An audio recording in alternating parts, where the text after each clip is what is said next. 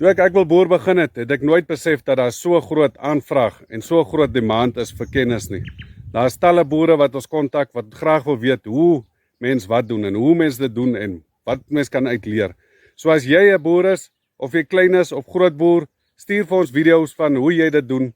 Sê vir ons wat jy doen en wat jy geleer het en wat jy wil oordra aan ander mense.